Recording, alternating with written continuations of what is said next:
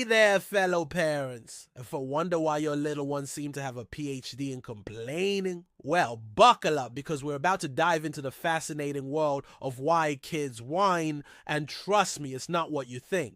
Let's start with a little trip back in time. Picture this, a tiny caveman tot stomping their feet and grunting for more woolly mammoth nuggets. Sounds familiar, right? That's because complaining isn't just a modern day nuisance. It's an age-old survival skill. Think of it as your kid's built-in attention-grabbing superpower. Now, here's where it gets really interesting. Your child's brain is like a smartphone, always demanding updates. But instead of software patches, they're craving attention, validation, and yes, sometimes that extra cookie. It's not just about being annoying, though it sure feels like it sometimes. It's actually the primitive brain doing what it does best, ensuring survival. But wait, there's more.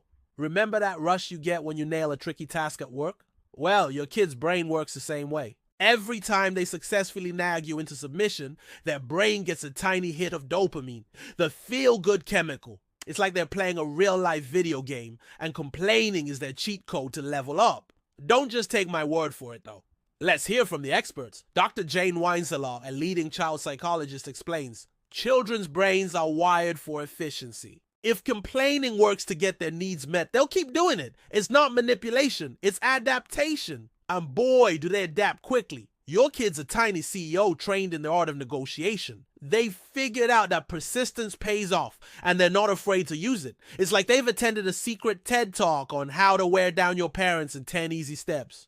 But here's the kicker. Understanding this doesn't make it any less frustrating. When your 5-year-old is arguing like a seasoned lawyer over bedtime, it's hard to appreciate their evolving negotiation skills. Cue the relatable meme when your kid argues like a lawyer at age 5. We've all been there, haven't we? So what's a parent to do?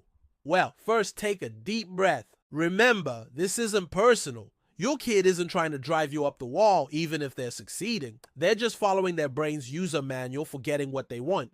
Now, let's talk strategy. Instead of seeing complaints as a nuisance, try viewing them as your child's clumsy attempt at communication. They're not just whining, they're telling you something. Maybe they're tired, hungry, or just need a bit more of your attention. It's like they're speaking a foreign language and your job is to be the translator. Here's a fun trick. Next time your little one starts the complaint train, imagine them as a tiny caveman. It's hard to be mad at a pint-sized Neanderthal, right? Plus, it might just give you the giggle you need to stay sane. But seriously, our experts suggest acknowledging their feelings while setting clear boundaries. It's a delicate balance, like trying to eat spaghetti with chopsticks. Tricky, but not impossible. Dr. Whines adds, validation doesn't mean giving in. It means showing your child you hear them, even if the answer is still no. So next time your kid is adamant about having ice cream for breakfast, try saying, oh, I hear you really want ice cream. It's yummy, isn't it? But breakfast time is for healthy foods that help you grow strong. Remember, you're not just managing complaints, you're teaching valuable life skills. You're helping your child learn how to express their needs, handle disappointment, and navigate the complex world of human interaction. No pressure, right?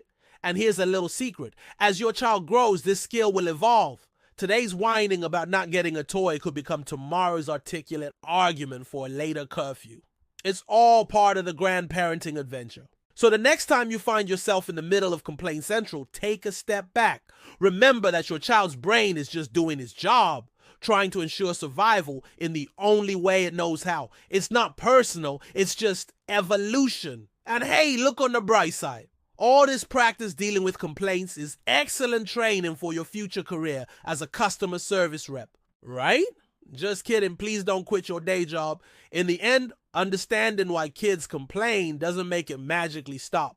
But it does give us a new perspective, a bit more patience, and maybe even a reason to chuckle. After all, parenting is a wild ride, full of ups, downs, and yes, a whole lot of creative complaining. So embrace the chaos, fellow parents. Your little complainers are just flexing their evolutionary muscles, preparing for a world where speaking up matters. And who knows? Maybe all this practice will turn them into the next great debaters, negotiators, or stand-up comedians. Just remember, when the whining gets tough, the tough get earplugs. Kidding again, sort of. Here's to understanding our little cavemen and women, one complaint at a time. You've got this, parents. Now, if you'll excuse me, I have a tiny CEO to negotiate with over the strategic importance of eating vegetables. Wish me luck.